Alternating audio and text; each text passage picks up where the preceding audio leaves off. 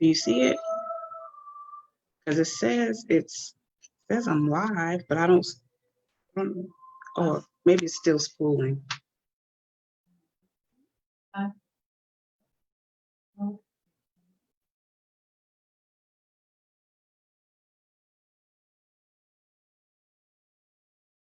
Yep.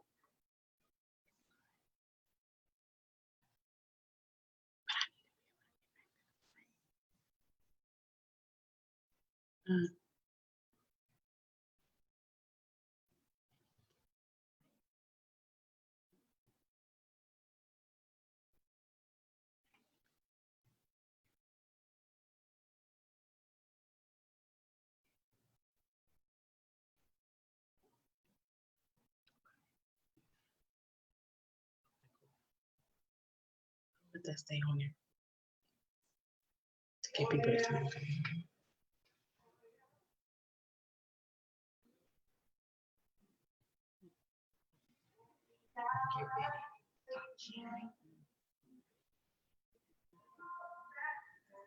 The video.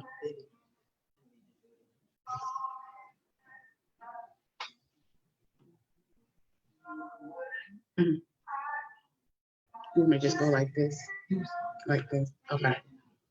Yeah, I mean it's okay. It's a, yeah. Yeah, it's that one.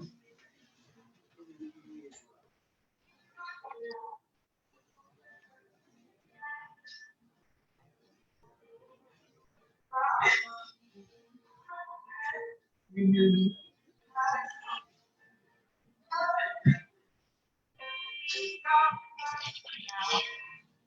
Is anyone on there? Because I can't see it. Are there any people live?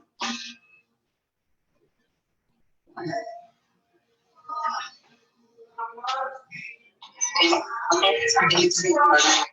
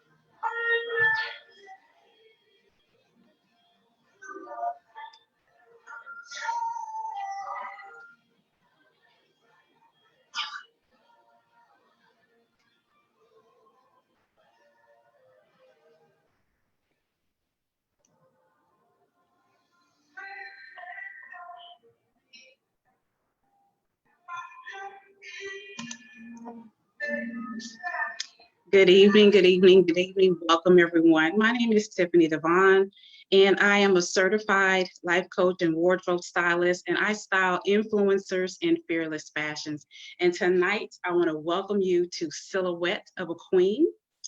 And so I just want to describe to you what silhouette of a queen is and what it means. So when you think of a silhouette, you think of a picture of a backdrop of an image that is yet to be seen, is yet to be felt, and is felt to be heard.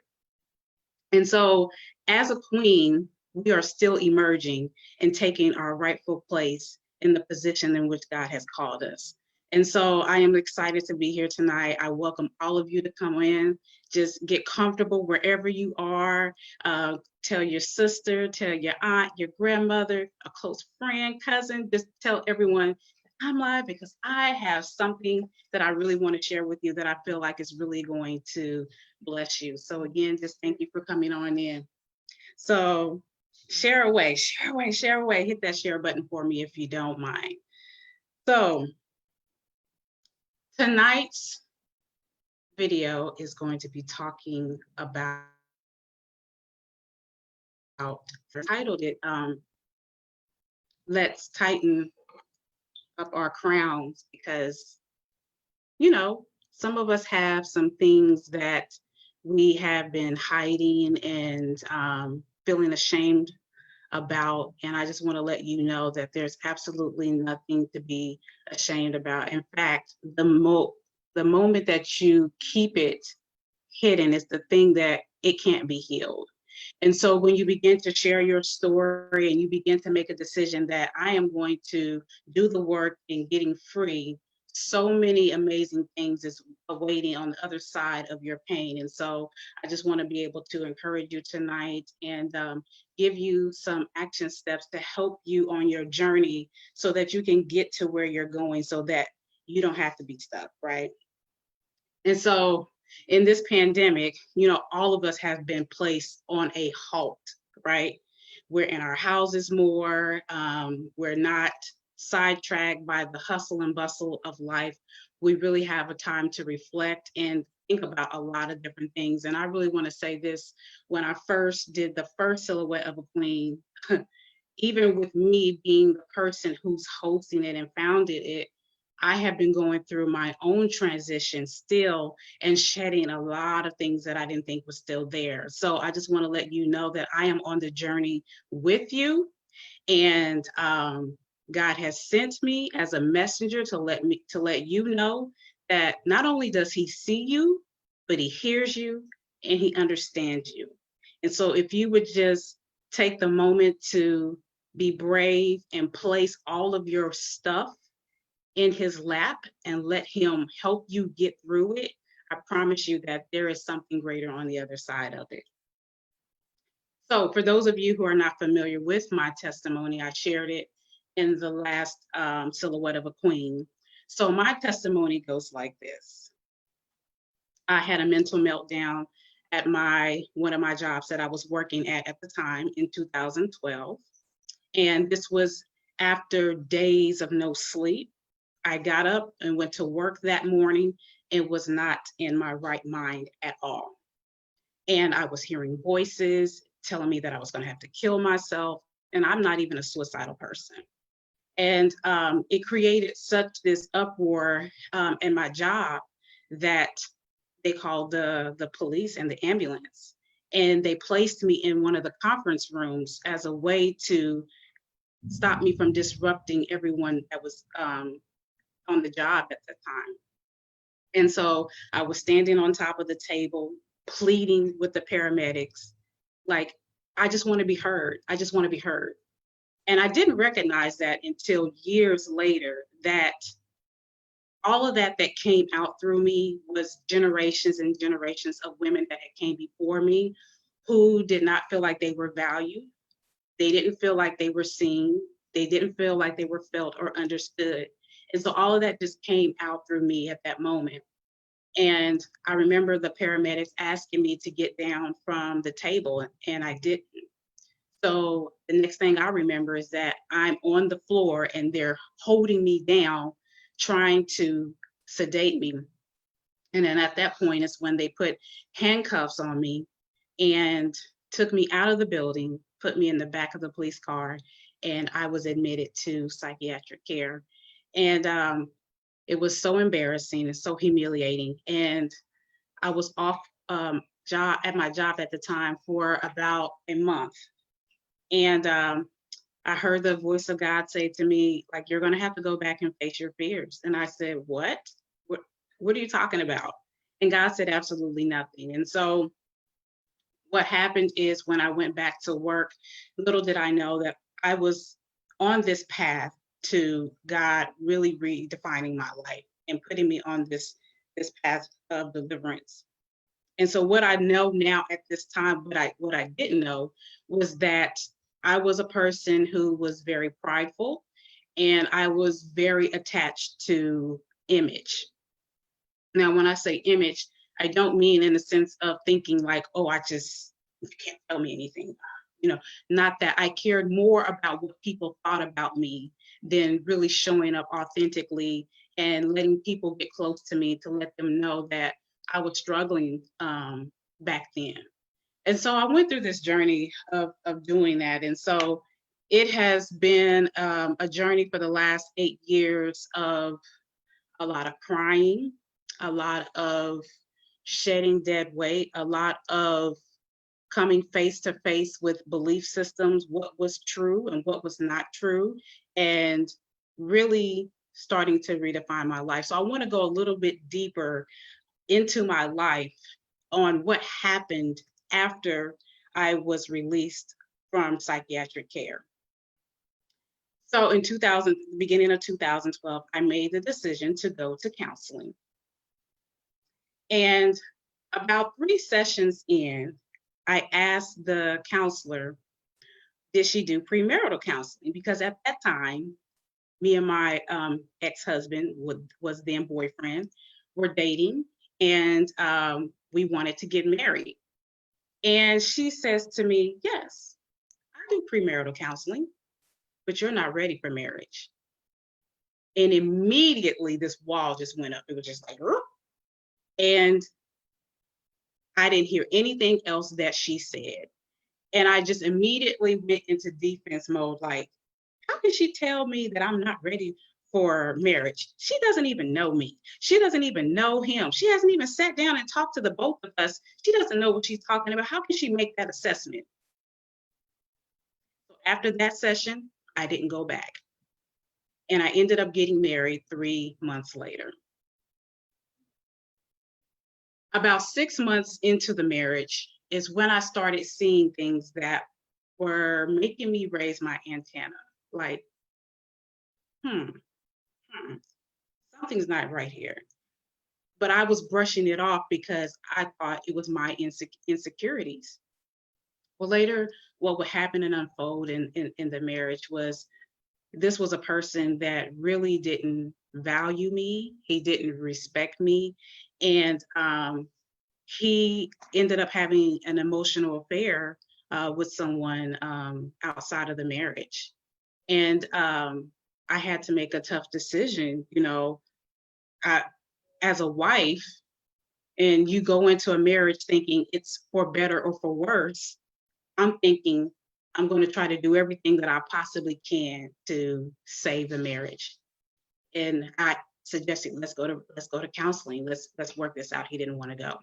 So over a succession of months, I recognized, it was this one encounter when I was going on a business trip. And although we were separated at this time, we were still talking off and on. And when I went on this business trip out of town, I was gone for about 5 days. And I recognized he didn't even call me. He didn't even text me to make sure that I got there okay. And he knew I was traveling alone. And so when I got back home and I was sitting on my bed one day and I said to God, I said, you know what, God? I want to be married. I just don't want to be married to him any longer.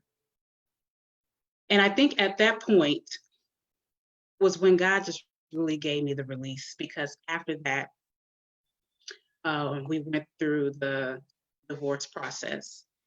And that was very painful for me, because here it was, within 2 years of being married, it just totally crumbled. And I come from a household where my parents were married, and were married for a very long time up until my mother passed away. And so I just thought to myself, you know, what are people going to think? You know, oh my gosh. And I remember also just during that time, I was so broken, and I just cried and I cried and I cried, and I'm so thankful that even through my brokenness, I still had a piece of strength to say this one thing that I said to God. I said, God, I will never repeat this test ever again. What did I miss? What did I do to deserve this? And I said, you have to help me. I said, because I want to become better and not bitter. And it was during that moment, after I prayed that prayer and my divorce was final, a couple of months later, I started getting on this process. And this was in 2014, by the way. And I went through this process of starting to redefine my life. And what that looked like for me was I started pulling off my gifts that I had kind of tucked away and said, I don't know if I can really do that.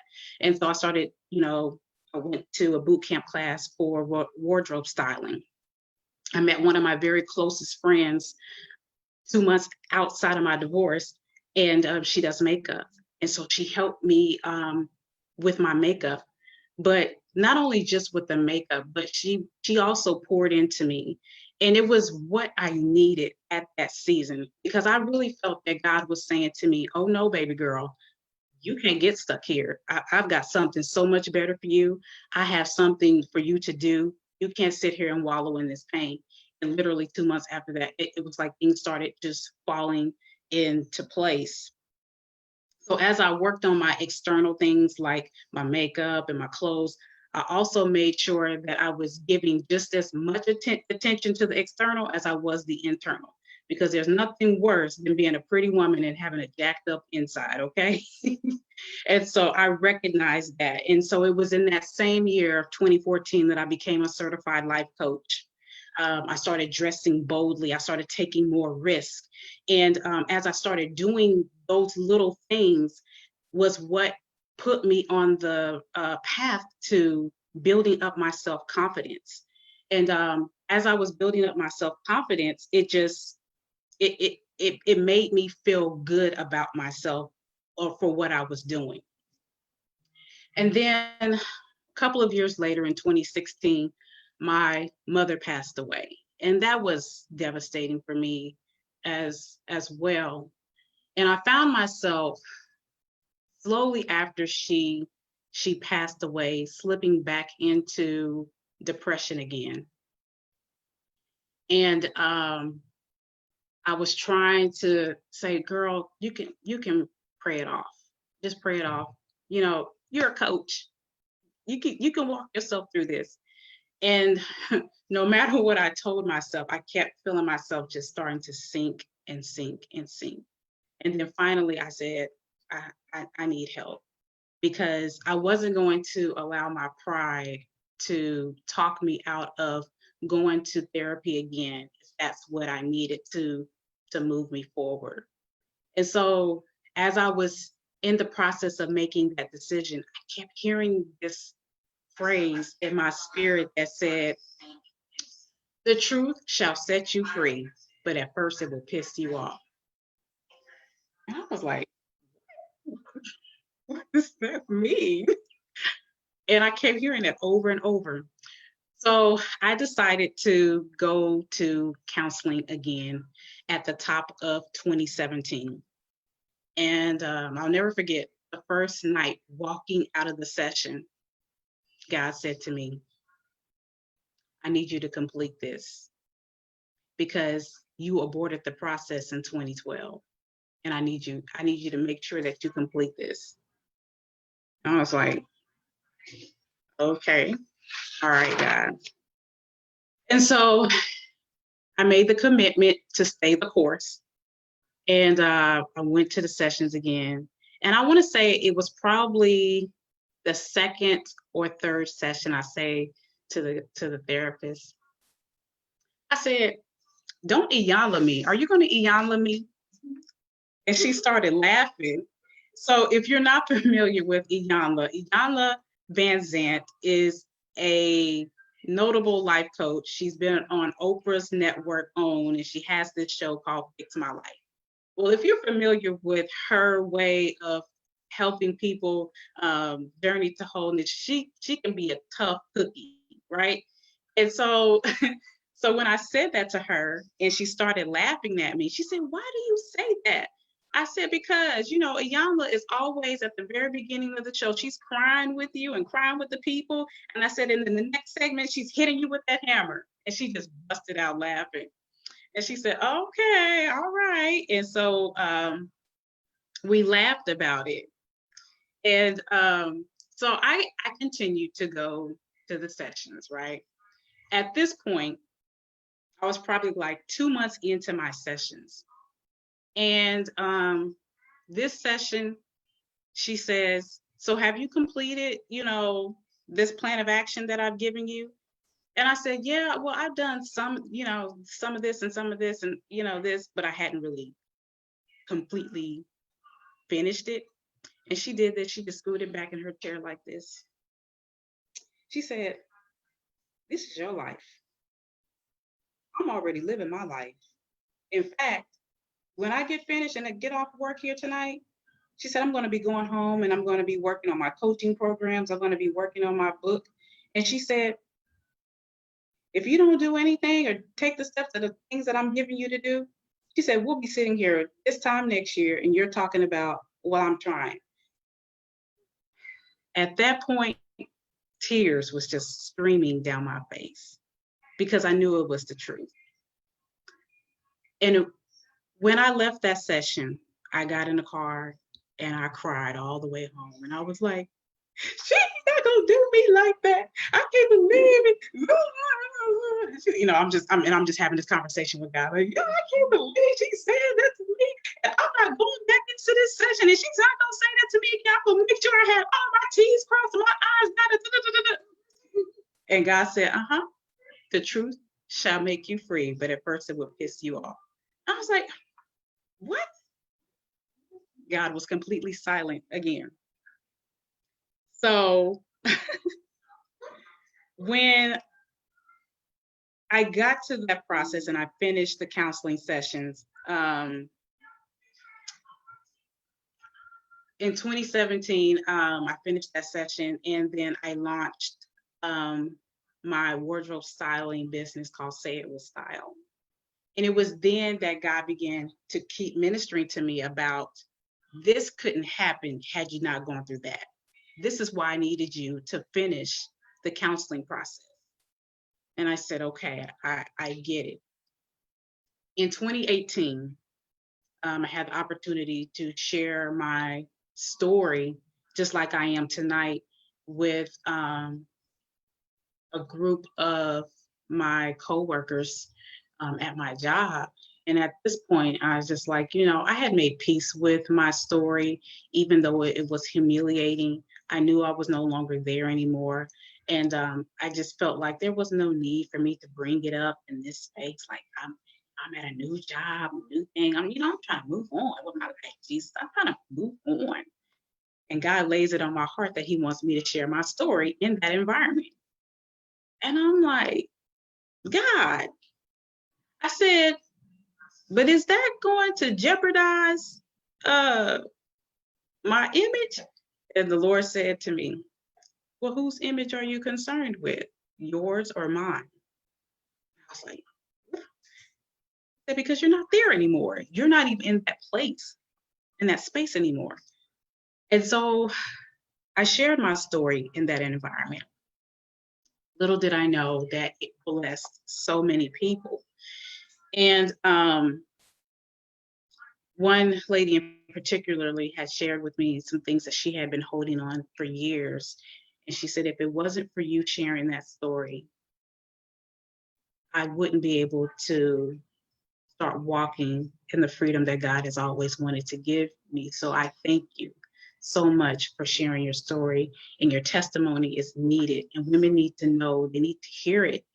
And so again, I'm crying at this point because, when you go through things, sometimes you don't always recognize that it can be of value to someone else. It could be somebody else's lifeline. Um, and the thing is, I think it's what's so shocking about my story is that when people see me today, I don't look like that I went through all of that. And I'm thankful to God because um, he really polished me and raised me in such a way to where I'm not ashamed of it anymore. And so after that, I shared it, and this was in 2018, and I asked God. I said, "What does this mean? This phrase that you kept saying to me, the truth shall set you free, but at first it will piss you off." And He said to me, "Well, Tiffani, I never designed for you to go through what you went through in your marriage. That's not what I had for you." He said, "I sent a messenger to tell you that you weren't ready for marriage, and you got offended and you left and you aborted the process." So, and at this point, I was like, "Yeah." And I said, "Well, how come you didn't tell me this in 2014? He said, "You weren't at a place of maturity to hear that level of truth." And at that point, I started crying because I recognized not only God's sovereign, but his one of the fruit of the spirits of being of long suffering. I came to that realization that how much God loved me in that moment, that he withheld that level of truth because he knew at that time I wasn't emotionally, mentally, spiritually ready to receive it, even if I thought I needed it. And he answered my prayer. It was just 5 years later. And so at that moment too, I realized that, there is a level of truth that it interrupts darkness.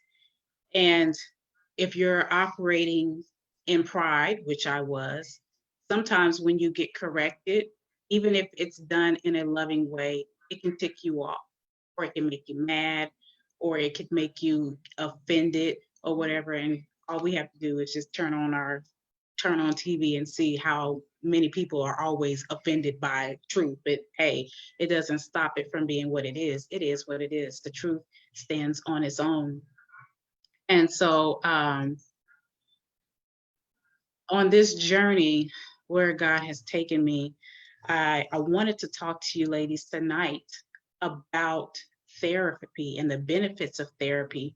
For one, you get insight, clarity, and a plan of action. And I also recognize that some people don't always complete the process, because this is what they don't share with you, is depending on where you've been hurt, how long, how much you've been carrying.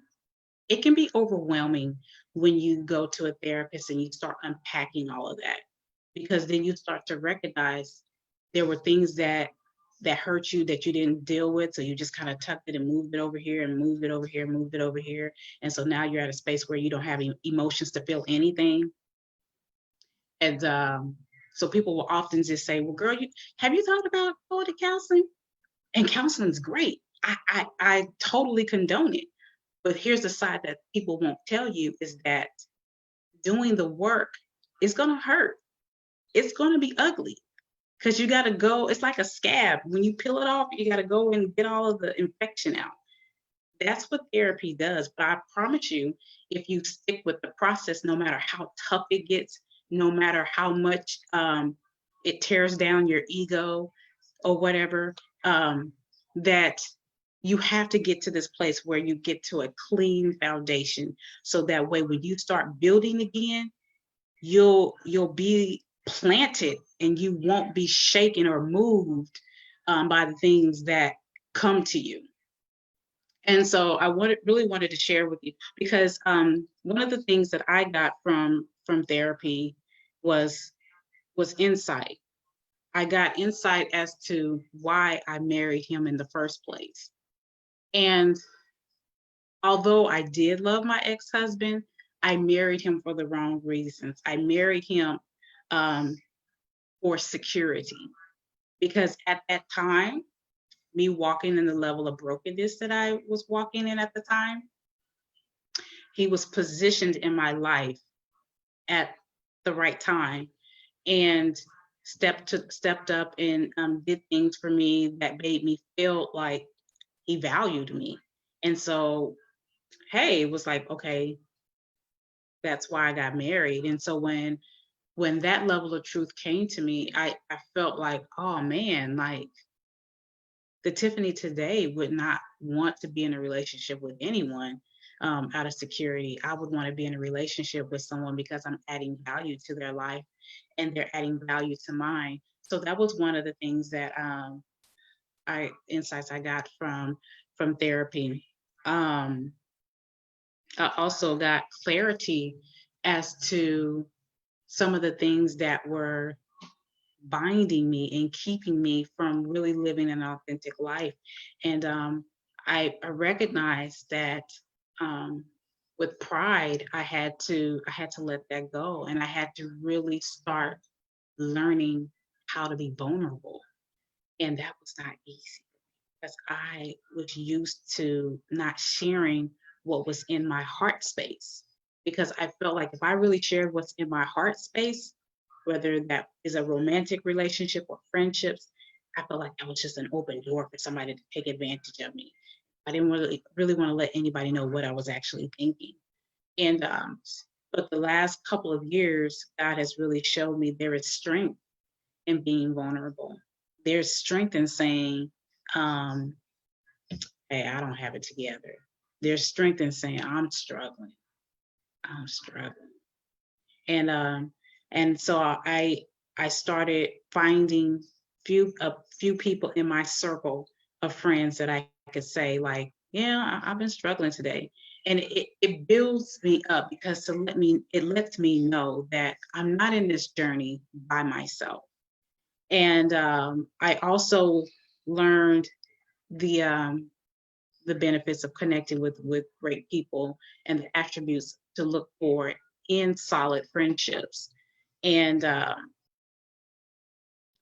so that's really what I wanted to share tonight, is the benefits of therapy, is that it's okay to seek a therapist, especially if you are a believer.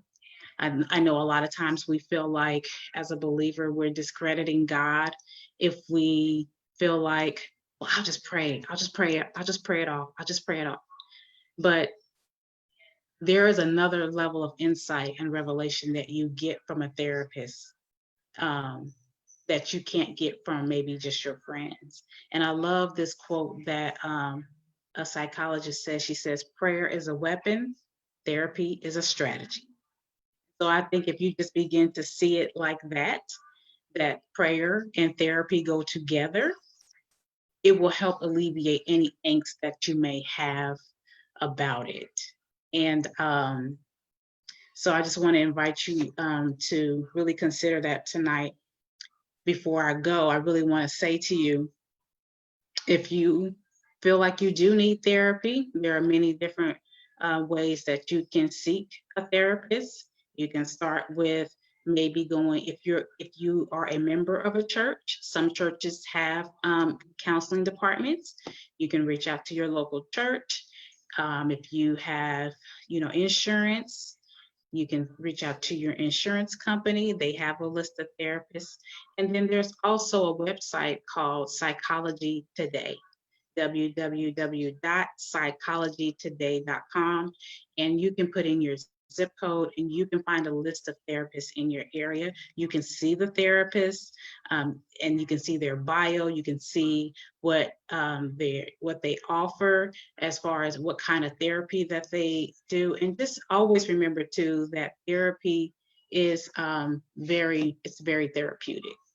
Once you start getting through the layers and start dealing with stuff and just surrendering to the process,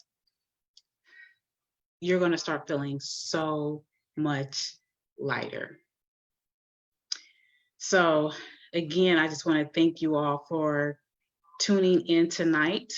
And if you have any questions or comments, I will give you a moment to come up with some questions if you have any questions for me, or if you want to message me. Maybe you feel like it's too private. I can't, of course, I can't give you to any advice because for legal reasons, but I can definitely maybe coach you on a few things. But I really appreciate you all for listening tonight. And so I'm just going to see here if you have looking at the comments, and someone says therapy for Black girls has a website that has therapists there also.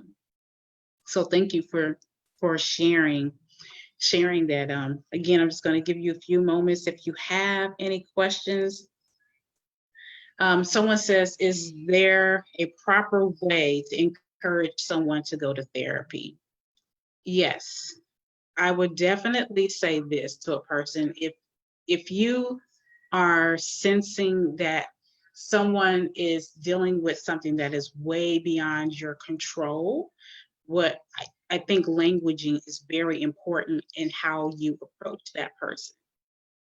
And I would start by saying, like, let's say their name is Jackie.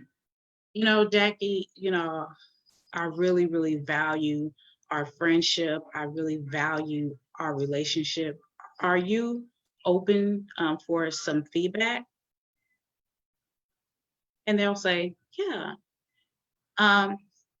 May I suggest for your consideration that maybe you should seek a therapist? And I'll be here to walk alongside with you as you go through this journey. You don't have to go through it alone. That's how you could approach that. And what that says is it says it in love. It's not saying it in such a way as something's wrong with you. It's saying it in such a way that I want to walk with you in this journey, because you can't do it alone. I didn't do it alone. I had definitely had friends around me that supported me in this process. When I made the decision to go back the second time, I told those that were closest to me, like, I'm going to go back. And I had nothing but support. And I felt like I graduated when I finished the counseling process.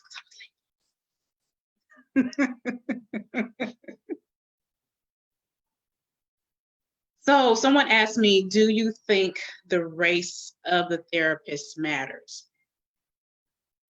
That's a good question. That is a good question. I think it does. Especially for us in the Black community, when you can go to someone who understands our culture and the way that we have came up and did certain things that happen in a lot of our household, they understand the language and whatnot, that could be beneficial to you.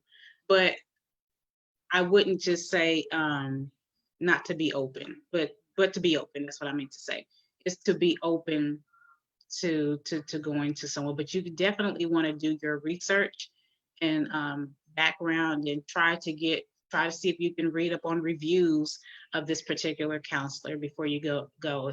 There are people that can refer that know counselors and therapists themselves, and so I would definitely start there. These are really good questions.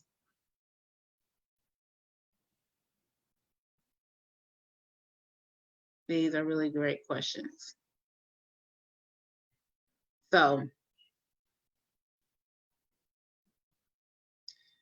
all right. So, all right, I am going to, is there another? Okay, I believe I might have another question coming here.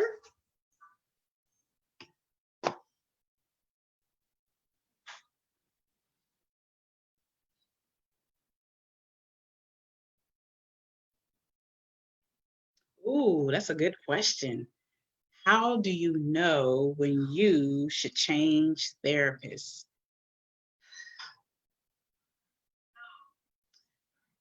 You know, it's one of those things that I think you just have to innately know, like you just don't feel like you're gelling with that person. Um, I have talked to other friends who have gone to therapists and they say, nah, I just wasn't gelling with that person. It just, the best way that I can describe it, you know how sometimes if you're interacting with someone and you feel like you just keep getting this resistance from them, and it's, if it doesn't feel fluid, like it feels like it's flowing, then that may not be the right therapist for you. And you may just have to um, keep searching until you find that right therapist. But I would definitely say, you know someone's spirit. If it just doesn't feel right, you can't explain it. I often say my shana na is telling me something. It just doesn't feel right. You can't explain it, but it should feel easy. Even though you may be going and you're discussing tough things, because you are going to discuss tough things, but at the same time, it should feel easy. Think of a therapist like when you go to a doctor. You know how some doctors just don't have bedside manners? And you're just like, ugh, you have no bedside manners. You may be good at what you're doing, but your bedside manners is not good. So you're probably more than likely going to find another doctor because you want to feel like you're at ease. I'm putting my life in your hands to help guide me through this time and season of my life. You want to feel like that you can ebb and flow with the person.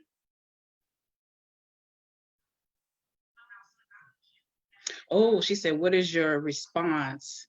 Oh, to the religious leaders that act in this role. You know, I'm very concerned about that because you have to be trained to be a licensed therapist. And although our ministers, they can give us the biblical content and so forth for helping us, they don't always have the schooling behind it. And so that can kind of get a little, that can get a little shaky. That's why you can, if you decide to get a therapist, you can get a therapist that's a Christian. You can get a therapist. You may not want to talk about your faith in your when you go for your sessions, but you can definitely pick a therapist for that has a Christian background.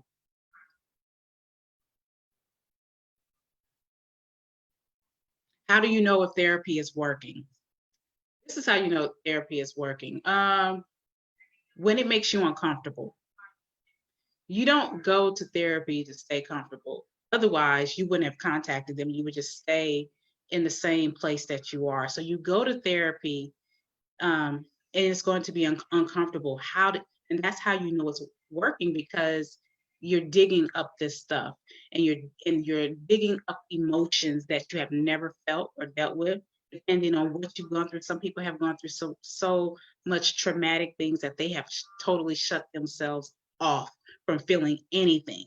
And so when you go to counseling, you have to dig up all that stuff. You're going to be very open. You're going to be very open and you're going to feel very sensitive for a while because you are starting to feel again. That is normal. A lot of people will abort the process when it gets to that space because they're, oh, this is too much. This is too much. I'm crying all the time. I'm I feel edgy all the time. Well, that's because you're digging up some stuff, and it's a part of the journey to wholeness.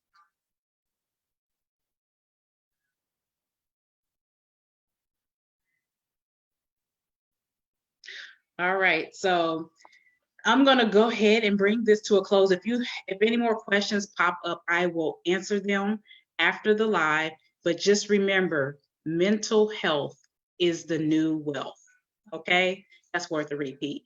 Mental health is the new wealth, and you got to guide it. And for my gentlemen that's watching, nothing wrong with men going to therapy either. Men are starting to go to therapy as well, because I'm going to say this, and I probably shouldn't say this right now because that'll open up a whole nother door. But I'm going to say it. But I will address it in one of the panels in the next couple of months. Is that the Bible says that the iniquities of our forefathers fall down to the next third and fourth generation, which means iniquities are any sin issues that our ancestors did before us, right? And we think, well, why am I responsible for what they did? I didn't know, and I had to say that to God. Like, I'm not responsible for what my mother did and my grandmother did and my great grandmother did. And he said, no, you're not.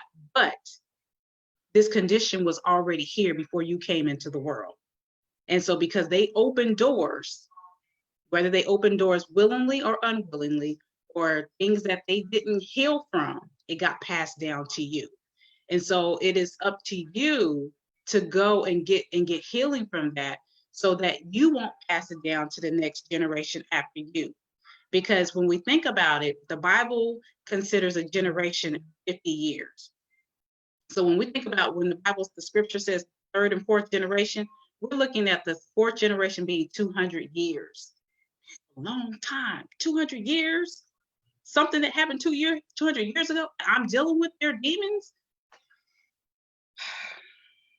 It's a mouthful. I know it's a mouthful, but I will dive more deeply into that in the next couple of months. So, but thank you all for watching tonight. Thanks for rocking with me. I appreciate you so much.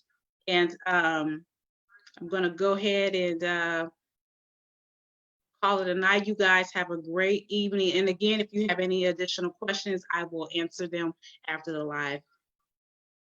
All right, talk to you soon.